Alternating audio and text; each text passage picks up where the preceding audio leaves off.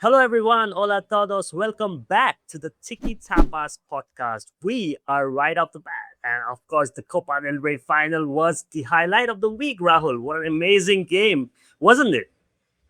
It was brilliant. Like really from the first 14 seconds when Real Sociedad took the lead, the fastest ever goal in Copa del Hmm. Rey final history. That set the tone for what was a spectacular final. Thought both teams had bits in which they played well, both had Yeah, bits which they didn't. yeah, There was a lot of drama, there was a lot of emotion, and in the end we saw what will be remembered as a bit of a fairy tale story in Real Sociedad and Pellegrino Matarazzo winning. yeah, yeah. And yeah, one of my favorite finals in the last few years, and it lived up to the hype. So yeah, brilliant viewing. Yeah, I'm glad my prediction, at least not the perfect prediction, but I did predict the penalty shootout at the end of regular time. It was not to be for Antoine Griezmann, who we talked about so much in the previous episode. The storyline, Sarlot returning, Griezmann returning, Lenormand, but all of them had to sit and watch Real Sociedad lift the trophy for just the fourth time in their history, and it's such a good result for the club overall, wasn't it? For like their history, for their kind of Basque identity. Of course, they're so far behind Athletic Club in terms of trophies in this competition and in La Liga as well. But still, I think it would do them a lot of good, right, to have this, especially considering the place they were at the start of the season, and of course, before Pellegrino Matarazzo took over. Yeah, and we can see from the parade they had in San Hmm. Sebastian, where there's thousands of people, and everyone's going mental, and just the scenes in the crowd, like on the pitch, Hmm. it was fantastic. It was something they really needed because Hmm. even towards the end of Imanol's time in the last kind of couple of years, my criticism of them was that they weren't bad, but it becomes stale. And then at the start of this season, they were actually pretty bad, and Hmm. bad in a way that we were maybe talking about them getting dragged down into the kind of ridiculous relegation battle that's going Yeah, on. yeah, But then Matt Faraz has come in and he's changed everything. And for him to come in and win a trophy, yeah. no one would have expected that in at all in January. But yeah, I think it's a remarkable achievement, and I'm pretty happy. Like, I think it is a bit gutting for Antoine Griezmann, Hmm. for Diego Simeone. Like, Atleti players look broken at full time. Yeah, They were well up for it. They were really desperate to win this cup as well, yeah, yeah, yeah. and they're going to have to extend that 13-year wait. But yeah, I think it was just a spectacle which showed the best part of Spanish football, and your watch along got quite a lot of interest in there. It did. It did. I was surprised because I looked up my analytics at the end, and the search terms were Copa del Rey, where to watch, Copa del Rey live. So a lot of people were searching to watch the final, but they did not know where to watch it. Maybe they had trouble finding a proper stream for it. So people flocked onto my YouTube stream while I was like commentating on the penalty shootout. So like first, Sarlot, it's saved. Alvarez, it's saved. Marrero, the hero, and people are like, at that moment, my viewership is peaking. And people just wanted to, maybe they wanted to experience that shootout, but they did not know where to watch, or they were not directed well towards the final. But there was a lot of comments in my chat, people saying, oh, I'm glad, people who were there, who were watching from the first minute, that is, oh, I'm glad I'm watching this Copa del Rey final instead of Chelsea Man United, which was also happening the very same day, because the quality they were saying was so good, display, like first 15 seconds goal, then Noel Saval from the spot, Julian Alvarez's goal was crazy, the way he took a touch and then dislodged it into the top corner. And so I think it was a final of like great quality, whether you look at the front line of both the teams, whether you look at the managerial ideas that both Simeone and Pellegrino Matarazzo brought to the game. Of course, we cannot not talk about both the keepers as well, not just Unai Marrero, the hero, but also Juan Musso, despite ending up on the losing side, was brilliant in coming out for crosses and like stopping balls before they could reach the Real Sociedad attackers. But we have something special about Unai Marrero coming on later in the episode. But just in general, the squad and the way both teams actually approached the game, I was really happy to see it. But my only concern now a little bit is whether this kind of applies to the UCL semi-final that's going to happen against Arsenal. Whether Atleti might just feel a bit disoriented, less confident, because they were not expecting to lose this final. I mean, coming off the back of knocking Barcelona out in the Champions League, you put Atleti as a favorite against Real Sociedad, but then it just wasn't meant to be, right? Yeah, well, there's a few things to kind of think about, and the battle of the two backup goalkeepers was quite interesting because it was weird because Musso was fantastic against Barcelona, I thought, but in this game, yeah, he gave away the penalty when he essentially punched Gonzalo Guedes, I think that dented his confidence a little bit because after that, he was suddenly a little bit more shaky in the air and a bit less confident, kind of going for the balls that he was so good at doing against Barcelona. And I also think the Barcelona tie really affected Atleti because they looked absolutely fatigued. And Marcos Llorente making it till the 85th or 95th minute. He was everywhere, dude. He was everywhere. But even him, he has one of the best engines I've ever seen. And even he looked completely exhausted by the time he came off. And everyone was running on fumes. Everyone was running on empty. And I think if the Barcelona tie wasn't either this week or if it wasn't as intense as it was, Atleti maybe have a different result in the final. But Real Sociedad played it brilliantly. Tactically, they were brilliant. I think Simeone, in the same way he got his subs spot on against Barcelona, I think they cost him a bit against Real Sociedad. I think Alex Baena, for one, just looked a shadow of himself, and him coming on for Lookman was a big surprise. That was a shocker, yeah. That was a shocker because Lookman was fantastic and he was giving Real Sociedad real nightmares. And Lookman against one thing I want to add is that I heard a rumor, or whether I don't know if it's real or not, but apparently Lookman has some sort of clause, or rather the team that they brought him for has some sort of clause that if he plays like more than 60 minutes, let's say 25% of the games that in the season, they have to pay Atalanta a fee or something like that. I've read. I mean, I'm not sure about this, but basically that was the clause that was included in Lookman's contract with Atleti, that the Atleti has to pay his former club money if he plays more than 60 minutes every 25% of the game or something like that, which people have kind of deduced, and which is why he's getting substituted, of course, where even when he has energy, even when he can continue playing at full potential, Simeone just surprisingly subs him off every game. And some people have kind of theorized that there might be some hidden clauses within Lookman's contract, but it's just a rumor. I don't know. That would be insane to me. I wouldn't be surprised if there is that kind of clause, and that would explain why he's getting subbed in La Liga games when they're maybe already winning. In a cup final, that surely goes out the window. Yeah. But then I did see something today being where it's now looking like Lookman's a bit of an injury doubt. So maybe he picked up something that we didn't realize during the game. Right. And in which case that's fair. But then, I think Atleti's bench didn't necessarily lose him the game because it still came down to penalties. Yeah. Chances Baena had, I think if he takes them, they come back to win. Yeah. And he looks a shadow of himself. He's someone I'm a massive fan of, obviously, from Real.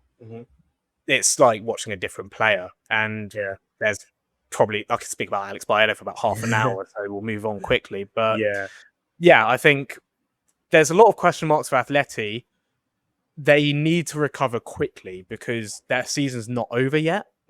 And the semi-final will essentially determine how well their season goes. Yeah. And I actually think in the same way it could mentally break them, it could also like vitalize them. It could just give them the aggression and the boost and the kind of, right, this is it, lads. We've lost the final. We recover. We give everything against Arsenal. We die on the pitch. And so maybe it could galvanize them to recover well and Arsenal won't know what's hit them.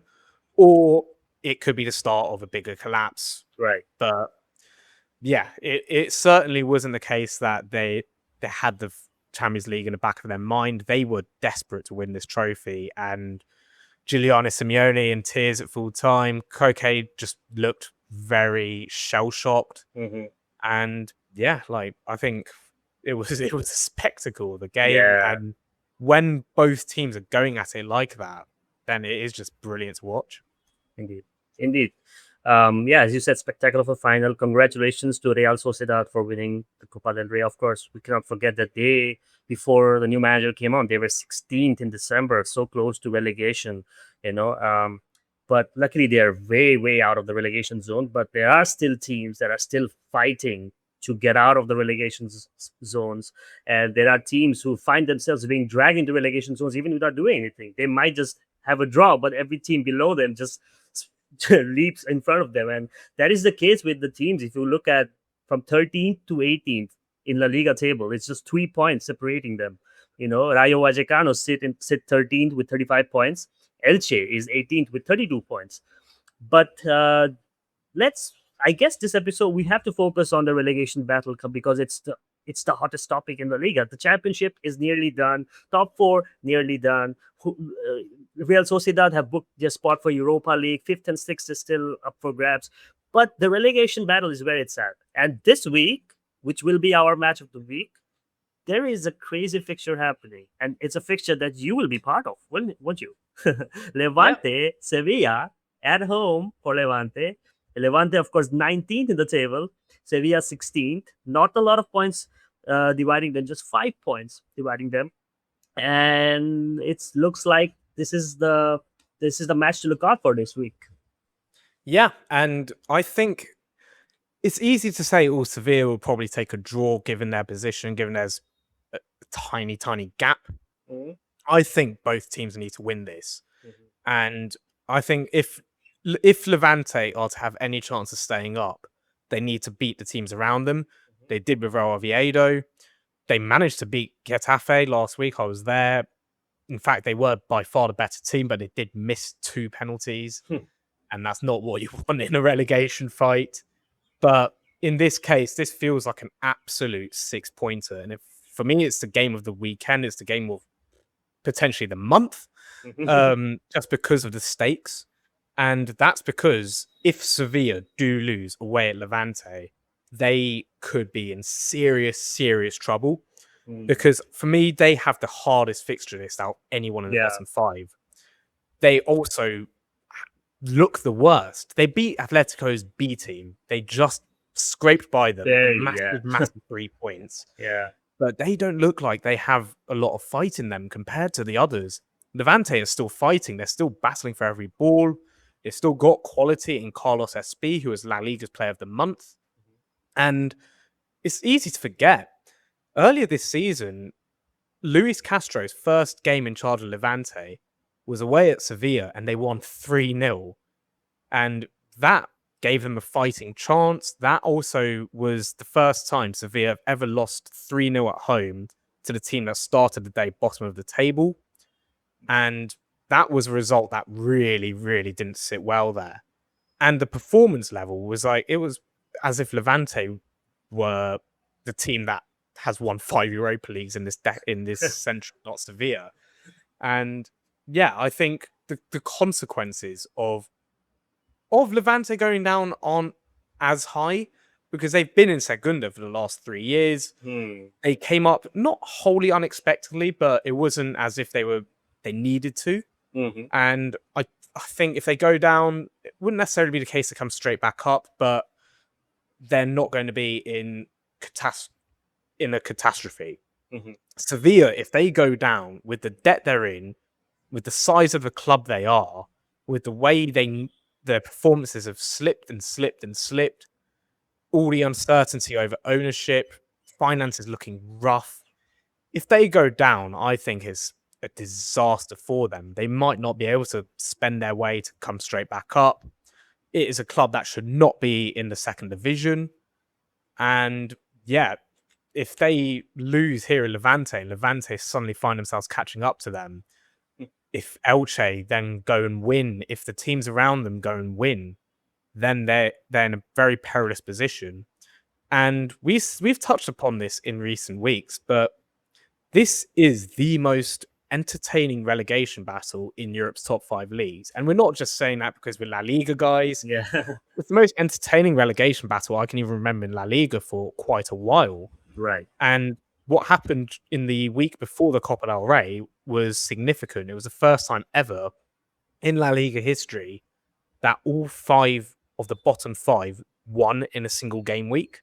And that was Levante beating Getafe, Sevilla beating Atletico, well, Oviedo beating Celta Vigo 3-0 That was a away from surprise. home. Yeah.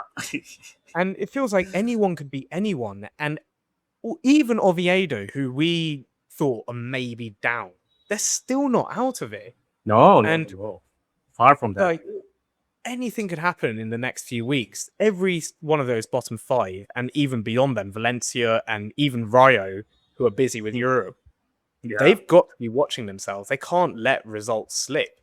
And so for Levante, I think the atmosphere is going to be terrific. I grabbed my ticket last week in anticipation of it being such a big fixture. Yeah. And the home crowd at Levante is one where when they're behind you, they're really behind you. They can make a noise. You're close to the pitch. And in a game like this, that could really intimidate the kind of Sevilla players, because it's not a Sevilla team that feels like a winning team. There's not many of the ones who won the Europa League just 3 years ago. And those who are have declined massively. And given the pressure they're under, if they go 1-0 down early on, yeah, like they could be in trouble. So it feels like it's going to be an explosive game. But if Levante lose and the gap widens and the other teams around them are winning this weekend or they're picking up points, then that could be the nail in the coffin. But yeah, I think both teams have a lot to worry about, and it may not all come down to this, but I think this will play such a significant part in the entire relegation battle, and everyone in the bottom 5 is going to be watching this game. Right. I think coming into this game, the Levante has more of a momentum than Sevilla, because Sevilla might have gotten the win against Atletico Madrid, but they will also know deep down that it was not an Atletico Madrid team that really wanted to show up.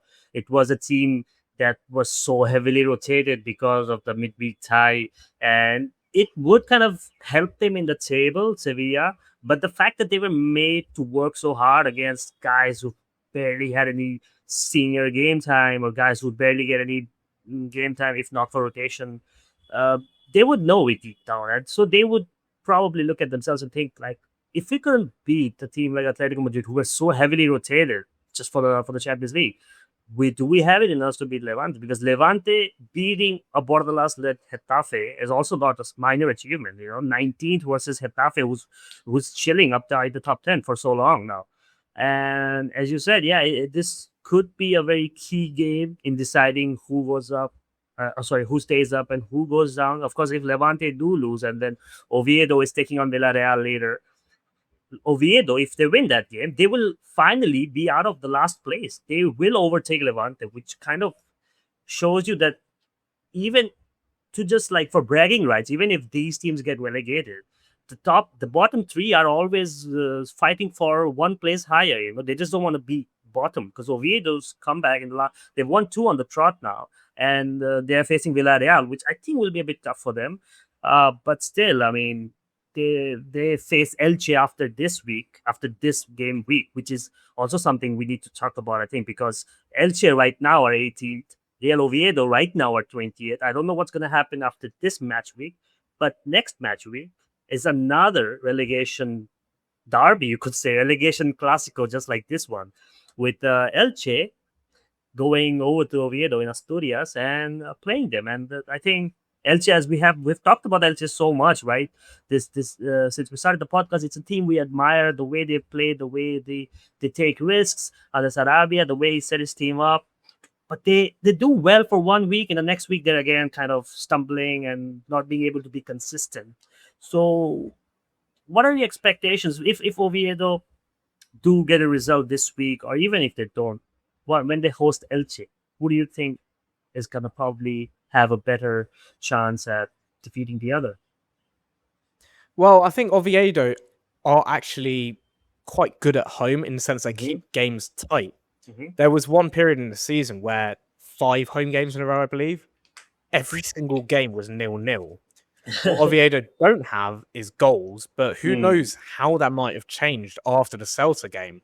Because Fede Viñas, he scored a brace, having barely scored all season. But That's 3-2 for him because he also scored the winner against Sevilla.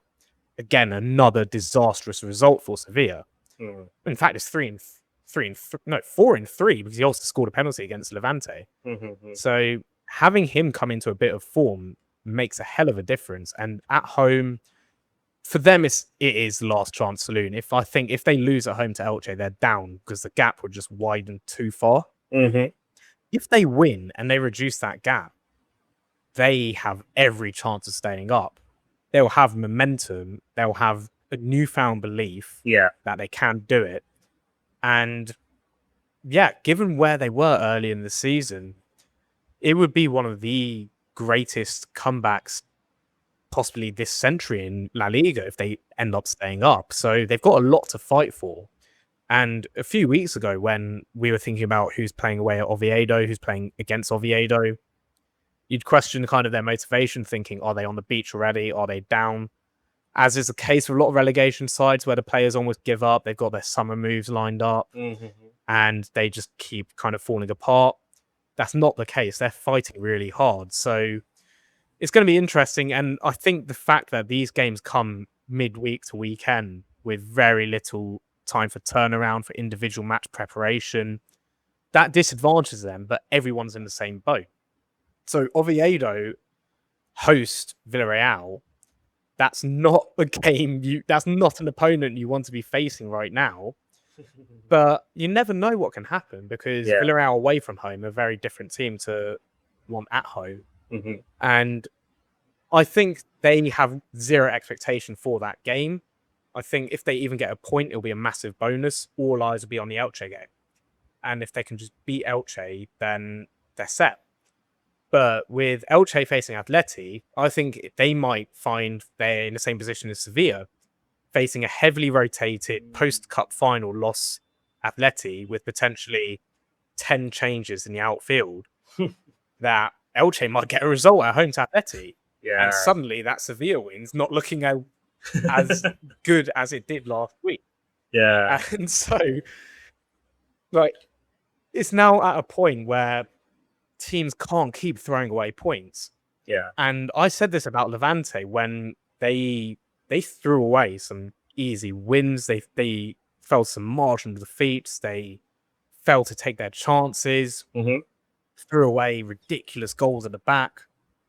But yeah, for me, it's not a quality thing with Levante. I think with Carlos Espi now bang in form, they have a reliable goal scorer, which cannot be said about most relegation sides. It cannot be said about Sevilla. And yeah, I think the reason we wanted to do this relegation episode now is because by the time we next record our episode, at least one team could be down depending on the swing results. And so this is essentially showdown time in La Liga. Exactly. Who's going to fight and stay up? Who is going to slump? Yeah. And so far, we haven't seen anyone slump. We've seen Oviedo, the bottom team, come back into it. We've seen Levante still fighting really hard. Yeah. And they should have beaten Getafe by more. And that, it's like I said, that really puts someone like Sevilla in much more danger than they should be, given the position they're in. And funnily enough, you mentioned Real Oviedo. They're really good at home, as you said. And of course, there was a period where you said they had 5-0-0 draws, right? So they are the team that don't score a lot of goals, which is true because they have only 24 goals all campaign in 31 games. But can you guess the next team with the least amount of goals? The team that's 19th in La Liga in terms of least goals scored. Is it someone really that shouldn't be in that position? Take a guess. Ooh. Take a guess. No. Mallorca? It's Getafe. It's Bordalas. Well, that sums it all up, doesn't it? Because they're in the top half. They're 8th with 27 goals scored.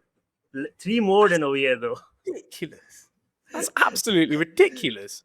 32 conceded and 27 scored. Wow, man. Bordalas is different gravy. So that 32 conceded must be one of the best in La Liga, surely. Maybe only Athletic Club or Villarreal close to them. Barcelona's got 30. Real Madrid 29. So yeah, he's right up in the top. Atletico Madrid 32. So yeah, It's probably the top 5 in terms of goals conceded, and the second worst in terms of goals scored. Sorry, 19th in terms of goals scored. So yeah, Well, it's quite interesting. they do tend to have a lot of marginal results, and Yeah, I don't want to talk too much about Getafe because yeah, we're talking about the teams that are actually in yeah, yeah, danger. yeah. But their January signings, I think, Mm. have helped them massively in that they're turning 0-0 draws into 1-0 wins Yeah, with Fatriano and Vazquez. yeah, And that's the difference between them and the teams at the bottom. yeah, The likes of Oviedo and even Levante, yeah. they don't draw 0-0. Well, Oviedo do, but Levante, Elche, Mallorca, Alaves, we've talked about a lot. Oh yeah, They aren't drawing their way to it. They're either throwing it away or potentially grabbing results, but it's too inconsistent. Mhm. Getafe are consistently grabbing tight margin results. And that makes such a big difference. It now feels like in this country part of the season, every single goal and every single result is going to matter. Yep. And yeah, if you're losing 1-0, in normal circumstances, you're thinking, right, there's lessons to learn. We're fine. It was only 1-0. Mhm. In this point of the season, you're thinking that is 3 points, and that is the difference between staying up and going down. So, yeah, you'd like to hope that maybe some of these teams that are struggling for goals suddenly unlock their attacks a bit more. I think we're seeing that out of Oviedo now. Mhm. And again, that means that the likes of Mallorca with Vedat Marici, our favourite Unk, Yeah. they've got a reliable goal scorer. Alaves, Lucas Boye has been pretty good in front of goal. Yeah. We've mentioned Carlos Espi and even Ivan Romero, and when he's on it, Etta Eyong. And Mhm. Levante have that quality. That's a going name I haven't heard in a long time. That's Eyong. Feels like I talked about him in La Liga Vic, and I also heard so much like hype around him first few months of the season that he kind of the hype died down. I guess no, he wasn't putting the numbers anymore. Like the moment you said it, I was like, oh my god, I flinched. I was like, yeah, it's Young. It's like we were talking about him in November. I was talking about him when Barcelona were interested in him, at some point because he was scoring goals. He was like 2 behind Mbappe. I think he's now what 15 behind Mbappe. But wow, yeah, Etta Young is a good name to mention. Yeah, definitely. And yeah, well, with Eyong, again, I could do a whole episode on what's happened to Eyong this season. Yeah. He started superbly. He came on a permanent deal, but with a buyback clause from Villarreal. Mm-hmm. That was surprising because a lot of clubs were after him. A lot were after him on loan. Villarreal fans were desperate to keep him, but then signed Tani instead, and there was essentially no game time for him. Yeah. Then he went to Levante. He absolutely smashed it in the first few months. Yeah. They were really, really big fans of him. All the fans. He was being scouted by Barcelona, Everton, Arsenal. He then, in the last few months, received an offer from CSK Moscow, I believe, for around 30 odd million euros. Okay. And he turned it down. I think his form had already dipped, and Levante were kind of keen to take it. I think there's some sort of sale percentage thing with Villarreal that it's all a bit messy in terms of that. But I think partly his form just kind of died down, and then all his off-field stuff is distracting him a bit. Mm-hmm. There was a game, I was at Levante Villarreal, and there was a funny moment where I opened my phone and I get a notification on Twitter, and it's Fabrizio Romano tweeting about Etta Eyong's future after the Moscow bid.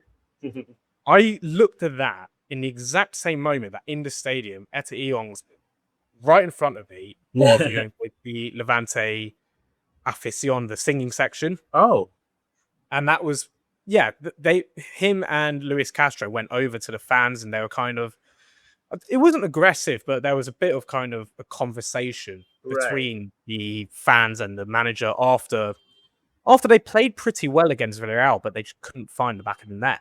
Right. And that was really at the point where Eyong was kind of fading away badly. And then he came out of the team for Espi. And Espi has scored, I think, 7 in 8. And at 20, he's now actually looking as big a talent, if not bigger talent than Etta Eyong. With his physicality, his eye for goal, the fact he's only 20 as well. Yeah. The way he kind of brings the ball down, his movement into space. Yeah. Whereas Eyong, he's got a bit more speed about him, and maybe he can even be someone who plays wide. But yeah, in terms of who starts, I don't think Eyong is there for the relegation battle, and he's definitely not going to be at Levante next season. Espi, let's see, because again, when the player goes and scores 7 goals in 8 games at a relegation side, you're going to have a lot of interest in you. Yeah. But he looks up for the fight. And yeah, so that's a bit of backstory in Levante there. And yeah, I think they've got quality going forward, but it's just a question of how consistent can they be, how much potential they have. I think missing 2 penalties in one game was absurd. 2 different takers hitting it down the same side, same save from David Soria. And in the ground, we like the people I was with were thinking, what are they doing? Like, are they determined to throw this away? And I think Levante are their own worst enemy in that sense. I think if they do go down, it'll be them shooting themselves in the foot rather than being fully outclassed by someone like Sevilla. Right. And yeah, that's why I'm really excited for this game, because it's just so unpredictable. We might see more penalties, red cards, goals, ridiculous own goals. Matt Ryan coming up for a corner again and having a shot on goal. So those are all things I've seen at Levante in the last few games I've been to. And yeah, I think we're in for a really fiery one on Thursday. Indeed, the Levante are the team to watch in the bottom half right now, as you say. But we have one more relegation game to talk about. But before that, let's take a breather, because we've talked about the matches for so long. Let's talk about a very nice, wholesome game that we already talked about. But I told you we're going to come back to it for our moment of the week. And honestly, this week it was just the Copa del Rey that we were focusing on. And the Copa del Rey gave us so many good moments anyways. But for me, the moment of the week has to be the first 2 penalty saves by Unai Moreno. We have to talk about Unai Moreno just a little bit before we move back to the relegation talk. But what a way to step up, dude. Like, all eyeballs on you. Everyone's watching. Everyone who follows Spanish football watching this game. The national team coach is there. The king of Spain is bloody there. And you just step up, man. I mean, the saves in regular time, of course, you're already establishing yourselves like the proper, like the number 2. In case Alex Ramiro leaves, you're well settled to take over the mantle. And then penalty shootout. I was thinking, you got Alvarez and Sorlot for Atleti. They are going to put it top bins. Atleti is going to run away with this penalty shootout. But then he saved both of those penalties, right? First one from Sorlot, then again he did it again with Alvarez. And I think that's where the penalty shootout was won, What do you think? Yeah, I fully agree. And going into the game, we debated whether Ramiro or Moreira should start. And Moreira hasn't played a single minute in La Liga this season. He was the cup keeper, but then he missed the quarter-final and the first leg of the semi-final. And so that raised the question of, will he play in the final? And my theory was that, yeah, he played in the second leg of the semi. He was the cup keeper, but it meant the fact he missed 2 games meant that with Ramiro already playing in the cup, it's a rare chance in the final you might start your strongest goalkeeper, Spain international Ramiro, who is also a captain within the squad. Matarazzo stuck with Moreira. Very brave, bold call, and it fully paid off. And going back to the penalties, Sorlot's penalty wasn't the best hit, but what a way to start the shootout. And just by saving the first penalty, you already boost your own confidence. You already rattle the other team. And as soon as that happens, it almost feels like, well, hang on, we're going to win here. and the save from Alvarez is actually a spectacular save. It's not a bad penalty at all, I don't think. I think Alvarez is just unlucky. It's a remarkable save. The flexibility he showed, the strong hand, it's incredible. And after that, his head must have been on a different universe. Where he's thinking, oh my word, I have just saved 2 penalties. We could go 2-0 up in this shootout, and we're halfway home. Then, of course, Sociedad missed one. It made it a bit more of jeopardy, but Moreira had done his job, because, in my view, in a penalty shootout, a keeper can only do so much. And if they even dive the right way 5 times, they might not get to any of the penalties. And so even saving one is a bonus, but saving the first two it takes cojones. And he was winner of moment of the week because he was our, let's call it cojones of the week holder. But yeah, fair play. He's written himself into Real Sociedad history. He's written himself into Real Rey history. Yeah. And who knows what his career will have for him. He's 24, which is still pretty young for a goalkeeper. Yeah. He's played in La Liga a handful of times in his entire career and done this season. Does he move on and maybe find another club to maybe start at? Though Real Sociedad treat him as a full-on number 2, where they give him a bit more of a chance in, well, cup games, potentially Europe. Does he do what Aguirre Zabala did, where he won Athletic Club, the Copa del Rey, as second choice, and then eventually move on? And he went to Valencia, but he's now injured. But yeah, I think not many people would have known Unai Moreira's name before this final. And as we say, he did it in front of the King of Spain, in front of the entire country. And he has a World Cup winner stepping up to him, hitting a penalty, and he pulled off probably the best save of his career. So yeah, hats off to Unai Moreira. Right, 100%. Unai Moreira, the name will be spoken about many times, I feel, in the next coming seasons, especially if Alex Ramiro decides to move on, or in case, he decides to go back and become number 2 and Unai Moreira just becomes number 1. A lot of things could happen.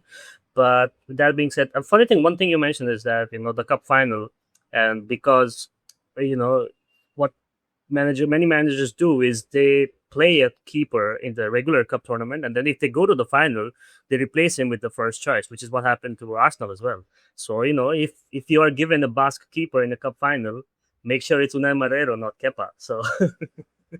Yep, I mean, it's an age-old question, and coaches will say you stick with your backup. If you promise to back up the games, if you promise him to be the cup keeper, you back him even in the final. Yeah. I think a lot of fans would disagree, and especially at certain clubs where there's a big difference in quality between the first and second choice. Yeah. As there is with Kepa and Freya. And I think, it takes a lot of guts for a coach to stand by his decision and to keep the second choice in out of loyalty, even though there doesn't necessarily need to be, because second choice keepers often move on a lot. They don't stick around. They're not someone who's going to be at the club for years. Yeah. And so, it was a big call to make. Yeah. And it's one that Diego Simeone, he's been faced with in recent weeks, where Musso was actually looking really good, even with Oblak kind of coming back at times. Yeah. And he stuck with him. It didn't pay off, but you stick by your decision. You stick by your goalkeeper. Right.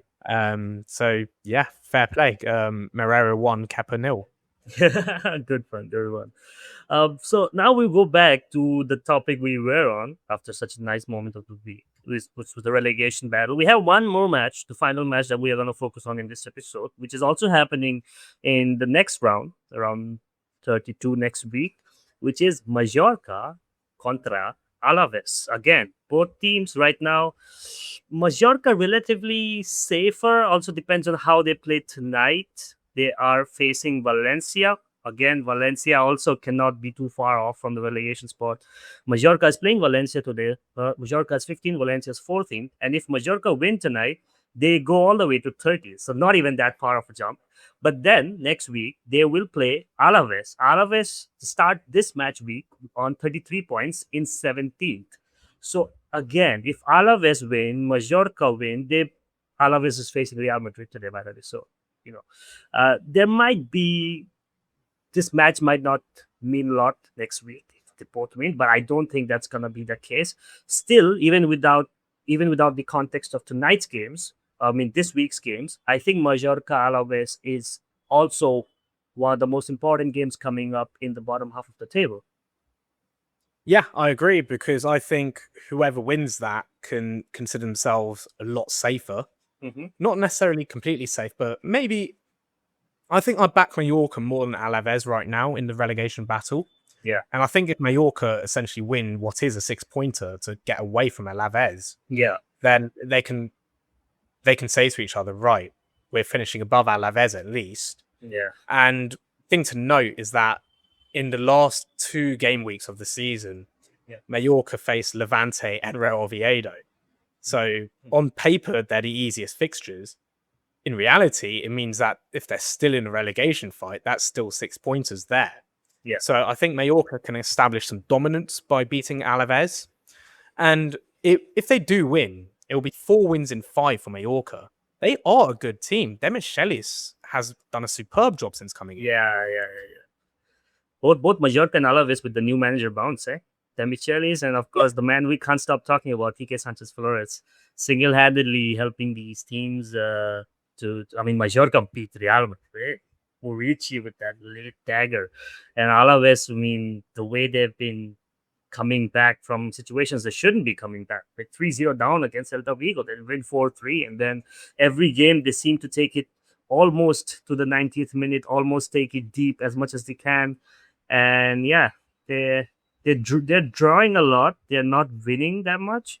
Draw against Real Sociedad, draw against Osasuna, draw against Villarreal. But still, these are points. Might be losing out 2 points, but you're not losing out on 3 points. So both teams, as they head into this fixture next week, I think both of them will be high on confidence. Both of them know that this can be optimized to get a result, right? Okay, it's not gonna be like, oh yeah, Mallorca are 1 point ahead of us, they're 1 position ahead of us, so it's gonna be a tough game. I think both teams are gonna come in and back. The managers are gonna back their players, and we might get another draw after hyping all this, but still, I think the way they're gonna play, with the backstory, with staying up in La Liga, I think it's gonna be a banger for fixture. Yeah, for sure. And it's like we said earlier, like Mallorca actually have a lot of quality in their team. Yeah. So we talk about Murici a lot. Yeah. Someone who's gone under the radar a bit is Samu Costa. And he was just in the last Portugal squad. And if you think about how stacked Portugal's midfield is, then people are looking at the list and seeing João Neves and Bruno Fernandes and Vitinha. And then Samu Costa's there. And a lot of people who don't watch La Liga must be thinking, who is this guy from Mallorca? But he is a top player. And they've got, frankly, their squad shouldn't really be there. And under Arasata, they were underperforming quite a bit. I think the players were pretty unhappy with the style of play, which didn't really benefit anyone, not even Murici. I think he managed to score goals despite the kind of lack of service into him. And now they seem to have unlocked their potential bit under Demichelis. So I would be very surprised if, given the fact that they've probably got the easiest fixtures, the fact that they're in the best form out of the entire bottom 5, I think it's a really good opportunity for Mallorca just to, kind of hook their way back up and just climb the table again, establish that rope of safety and just, pull their way out of there. Right. And in maybe even 2 weeks' time, they could consider themselves safe if they manage to win. But if they don't, and the momentum falls off a cliff, you never know. So that's why these games, even though Mallorca and Alaves are both out of the bottom 3, they can consider this massive because losing will potentially throw them right back into it, depending on other results. And so I think if you're watching La Liga this weekend, don't bother with Barcelona, don't bother with Real Madrid, Mallorca, Alaves, Oviedo, Levante. Those are the games to watch. Yeah, you're 100% right. I couldn't have said it any better. I think this is, as you said in the beginning of the episode, tightest relegation battle we've seen in years. And I feel like we say that every other year because the competition in La Liga is so good. But then it just keeps on surprising us year after year with new challenges. And this time, even the fixture list is just right on target. Like, all the important games are happening in terms of relegation right towards the end. And everything fell perfectly in place. And this is why we focus so much on this relegation battle in this episode. And we have reiterated the fact that this week and the next week is also very important. And there's so many important games coming up. And we will keep talking about relegation. Maybe not as much as we did today, because this one was a special one. We really did want to talk about relegation today. But next week again, when we meet for next Monday, the table might be upside down. You never know who will be. But that I think that does it for this episode. I think we perfectly managed to talk about all the teams in the bottom. You can call it bottom seven. You don't even say bottom four, bottom five, bottom seven. 35 points with the Rayo Vallecano still in danger. So I think every other league already has started to like get statements out. Like we saw Wolverhampton put out a statement, "Oh, we're sorry, we got relegated. We'll try to come back." And maybe Bundesliga is almost over. I think they have also decided. I mean, it's almost confirmed which teams are going to go down. So every other league is starting to take shape in terms of who's going to go down. But La Liga is the one that's uncertain right now.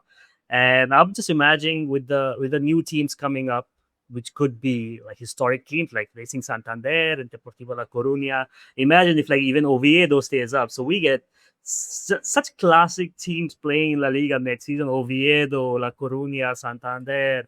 Um, Malaga could be back after so long. Castellon.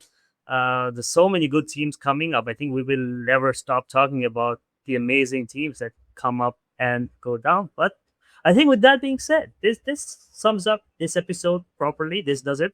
Rahul, any final thoughts you have in terms of the relegation battle, in terms of the teams, or in terms of any player, anything you want to say to fans who will be tuning in for this episode?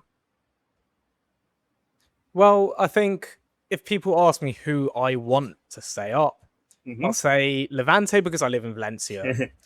I'll say Elche because I like Etta Sarabia and the way they play. Yeah. And both of them because I don't want the entire 3 promoted sides going Yeah. straight back down. I just Yeah. don't think that's the thing anywhere. It's not something that happens too often in La Liga. So yeah, if anyone wants to accuse me of bias in any sort of direction, those are my No. cards on the table. Definitely no bias. and No I no will be Villarreal jersey in profusely the back. No supporting No Valencia jersey in the back. Definitely no bias from you living in Valencia for sure. Oh Yeah. man. So and as much as I hate to see Sevilla go down because of the trouble they'll be in, Yeah. I will be heavily hoping Levante can pull off a result on Thursday. Yeah. Yeah. So Sevilla Levante this week, Real Oviedo Elche next week, and Mallorca Alaves next week are the games to watch, and we will talk about them again when we meet you guys next week. With that being said, I think it's just a reminder that we are now fully flowing on Spotify. We have just hit 10 followers. So 10 people are listening to us every time. So make sure you don't miss out. If you're watching this on YouTube, make sure you go and follow us on Spotify. If you're listening to this on Spotify, make sure you go and subscribe to our YouTube. You don't want to miss out when this podcast blows up and becomes the podcast for Spanish football, right? You want to invest early. You want to buy the stocks now. With that being said, we will wrap up this episode number 9 of the Tiki Tapas podcast. Next week when we meet, we'll be in double digits. So, Rahul, before we end, you want to say the goodbyes in your proper Spanish? Yep. And I'll say, nos vemos el jueves en Levante. Oh, wow. Nos vemos en jueves. Wow, nice. Which means, by the way, those who don't speak Spanish, Rahul is going to the Levante Sevilla game on Thursday.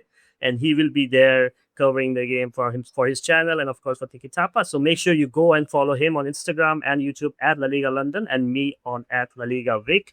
We will see you in the next one. Hasta luego. Thank you for joining. Bye-bye.